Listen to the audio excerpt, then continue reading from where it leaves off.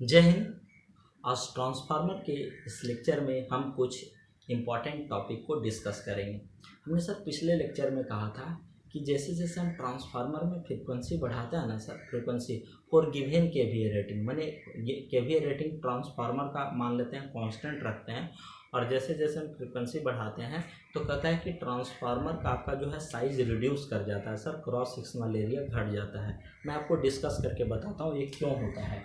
तो चूंकि जानते हो ट्रांसफार्मर में जो जनरल हमारा सर, ट्रांसफार्मर में जो जनरल हमारा वोल्टेज इक्वेशन होता है V इक्वल टू होता है 4.44 five max F into N, five max F into N होता है सर। तो चूंकि आपका क्या होता है, देखो B इक्वल टू क्या होता है, फाइव इक्वल टू होता है B इंटू ए होता है ना, तो हम इसको लिख सकते हैं V equal to 4.44 B max maximum flux density into cross sectional area लिख सकते हैं इस फार्मूला के आधार पर। मैक्सिमम फ्लक्स है एफ इंटू एन, चूँकि भी जो है सप्लाई वोल्टेज आपका ए और ए देख लो, maximum flux density, transformer is a constant flux device. Transformer आपका क्या है सर, कांस्टेंट फ्लक्स डिवाइस है। तो कांस्टेंट फ्लक्स डिवाइस माने ये कांस्टेंट होना चाहिए, समझ रहे हो, और ये नंबर ऑफ टर्न कांस्टेंट है सर। तो भी है आपका, क्या है, बी मैक्स है आपका, क्या है सर, आपका एन है आपका 4.44 है, ये सब क्या है कांस्टेंट, ये सब क्या है कांस्टेंट। क्लियर। इसका मतलब है जब ये constant a constant a constant, तो ये नीचे आ जाएगा, एफ ऊपर रह जाएगा, इसलिए हम कह सकते हैं cross sectional area is inversely proportional to A. तो कोर का जो साइज हो जाएगा ट्रांसफार्मर का वो छोटा हो जाएगा, मतलब फ्रिक्वेंसी बढ़ाइएगा तो कोर का साइज छोटा, तो कोर का साइज छोटा हो जाएगा तो ट्रांसफार्मर का साइज कम ना जाएगा जी। तो ट्रांसफार्मर का साइज कम जाएगा, ट्रांसफार्मर का वेट घट जाएगा, स्पेसिफिक वेट माने वेट ऑफ ट्रांसफार्मर पर KVA rating, per unit KVA rating, per unit KVA rating में जो वेट होता है उसको स्पेसिफिक वेट ऑफ ट्रांसफार्मर कहते हैं। तो फ्रिक्वेंसी बढ़ाने से आपका क्या होता है सर, फ्रिक्वेंसी बढ़ाने से आपका क्या होता है, ट्रांसफार्मर का कोर का जो साइज है वो रिड्यूस कर जाता है, वो छोटा हो जाता है। But but but size of transformer is directly proportional to its cross sectional area, core का क्रॉस सेक्शनल एरिया हो जाएगा। इसलिए हम क्या कर सकते हैं, size of transformer is inversely proportional to its supply frequency for given KVA rating हम कांस्टेंट रख रहे हैं, और यदि हम सप्लाई फ्रीक्वेंसी को बढ़ाएंगे तो ट्रांसफार्मर का साइज आपका क्या हो जाएगा सर, छोटा हो जाएगा। ये बहुत ही इंपॉर्टेंट है, इसको आप थोड़ा सा ध्यान से देखिएगा, बहुत ही इंपॉर्टेंट है। मतलब size of transformer for given KVA rating is inversely proportional to supply frequency, inversely proportional to supply frequency. और यहाँ क्या है, cross sectional area is inversely proportional to supply frequency. बहुत ही इंपॉर्टेंट है, इसको आप ध्यान से देखिएगा, बिल्कुल समझ में आएगा। आज हम पढ़ेंगे केवीए रेटिंग ऑफ ट्रांसफार्मर कि ट्रांसफार्मर में केवीए रेटिंग क्या होता है। सर आप एक चीज़ आपको हमने बताया था, आप ध्यान से देखिएगा कि ट्रांसफार्मर में दो तरह के लॉसेस हमने बताया था जो मेजर लॉस होता है। एक आयरन लॉस हमने बतलाया था सर, दूसरा हमने कॉपर लॉस बतलाया था। तो हमने जो आयरन लॉस बतलाया था उसमें दो तरह के, एक eddy current loss directly proportional to B max का square F square, directly proportional, P H directly proportional to B max to the power 1.6 into F, ये होता है ना। But B max is inversely proportional, is directly proportional to V by F ratio, समझ रहे हो, V by F ratio. इसीलिए हमारा PE directly proportional to क्या हो जाएगा, इसको यहाँ पुट करो, V square upon F square, चूँकि B मैक्स का स्क्वायर है तो अपॉन इंटू क्या हो जाएगा एफ स्क्वायर, ये कैंसिल हो जाएगा, PE directly proportional to V square, ठीक है। और यहाँ से क्या हो जाएगा, इसको निकालो, PH डायरेक्टली प्रोपोर्शनल टू आपका कितना हो जाएगा, V to the power 1.6 upon F to the power 1.6 into F, उसको ले जाओगे तो PH directly proportional to V to the power 1.6 into F to the power minus 0.6। चूँकि सिंस सप्लाई फ्रीक्वेंसी जो है सर वो कांस्टेंट रहता है, since supply frequency is constant, supply frequency आपका सर कांस्टेंट रहता है, तो इसलिए आपका क्या हो जाएगा, ये तो कांस्टेंट हो जाएगा, इसलिए P E directly proportional to आपका क्या हो जाएगा, P directly proportional to V V square and P H directly proportional to V to the power 1.6। तो यहाँ देखो तो चूंकि पी आई बराबर क्या होता है, P E plus P H, इसका मतलब है जो आयरन लॉस होता है ट्रांसफार्मर में वो वोल्टेज पर डिपेंड करता है।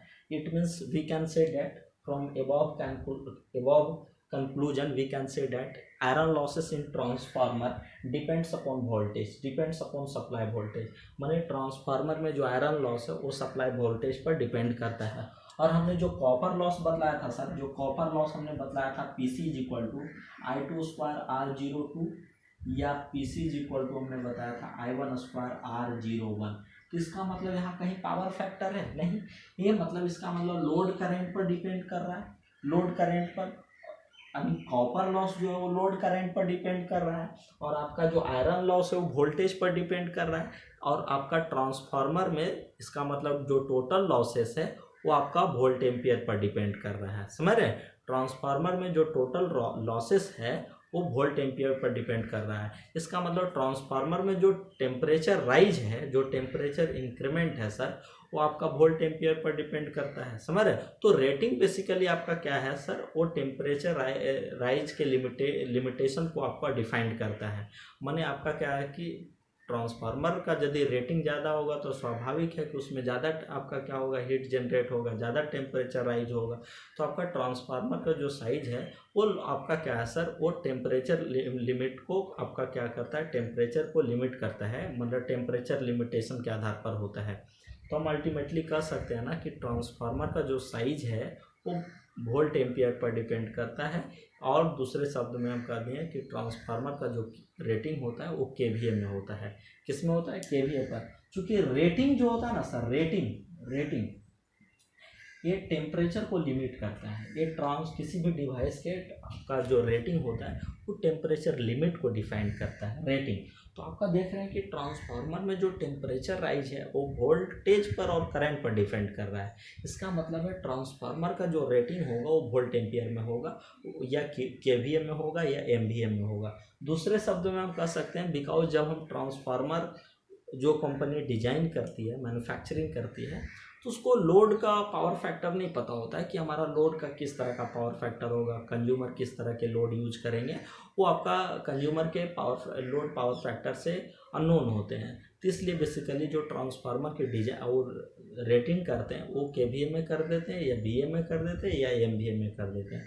बिकॉज जो मैन्युफैक्चरर होता है उसको लोड का पावर फैक्टर नहीं पता होता है। जब लोड का पावर फैक्टर नहीं पता होगा तो अननोन होगा, तो उसका रेटिंग किस में करेंगे, बीए में कर देंगे, या एमवीए में कर देंगे, या केवीए में कर देंगे। तो ट्रांसफार्मर की जो रेटिंग होती है वो बेसिकली सब केवीए में होता है, एमवीए में होता है, या बीए में होता है। क्यों, दूसरे शब्द में कह दें कि ट्रांसफार्मर में जो टेम्परेचर राइज होता है वो temperature rise volt ampere per depend करता है। टेम्परेचर राइज ही ट्रांसफार्मर के आपका रेटिंग को लिमिट करता है। मतलब ये दूसरे शब्द में हम कह दें कि आपका जो टेम्परेचर राइज होता है ट्रांसफार्मर में उसके रेटिंग पर डिपेंड करता है, समझ रहे। ज़्यादा रेटिंग होगा ज़्यादा टेम्परेचर राइज होगा, समझ रहे। और जो टेम्परेचर राइज है वोल्ट एम्पियर पर डिपेंड करता है, वोल्ट एम्पियर पर। इसका मतलब कह सकते हैं कि ट्रांसफार्मर का जो रेटिंग होगा वो वोल्ट एम्पियर पर डिपेंड होगा। तो आपने समझ गया सर। देखो ट्रांसफार्मर में आप क्या लिखेंगे, ट्रांसफार्मर में हम लिखेंगे उसका केवीए रेटिंग क्या होता है, ट्रांसफार्मर का केवीए रेटिंग। तो देखो यहाँ ट्रांसफार्मर का हम एक बाइंडिंग बना रहे हैं, नॉर्मल बाइंडिंग बना रहे हैं। देखिए इधर ये ट्रांसफार्मर का हमारा क्या सर, प्राइमरी हो गया, ये V1 मान लो, ये V2 मान लो। इसमें करंट आपका I1 होगा, इसमें करंट आपका I2 होगा। तो हमारा इधर साइड VA रेटिंग कितना हो जाएगा, V1 I1, इधर कितना हो जाएगा V2 I2। और चूंकि ट्रांसफार्मर का जो एफिशिएंसी होता है सर वो बेसिकली 98% के आसपास होता है, और मोर देन 98%। इसलिए कह सकते हैं V1 I1 is approximately equal to V2 I2। तो this is the KVA rating of transformer और वीए रेटिंग ऑफ ट्रांसफार्मर।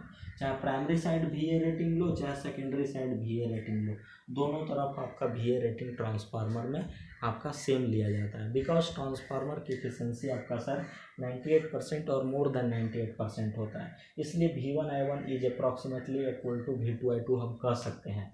तो जो इधर भी ये रेटिंग होगा वही इधर भी ये रेटिंग होगा, इसलिए ट्रांसफार्मर का बेसिकली एक ही VA रेटिंग होता है, एक ही KVA रेटिंग होता है, जो प्राइमरी साइड भी अप्लीकेबल है और आपका सेकेंडरी साइड भी अप्लीकेबल होता है।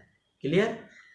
हाँ, तो ट्रांसफार्मर का VA rating KVA rating V1I1 लो या V2I2 लो या E1I1 लो या E2I2 लो, बात बराबर है।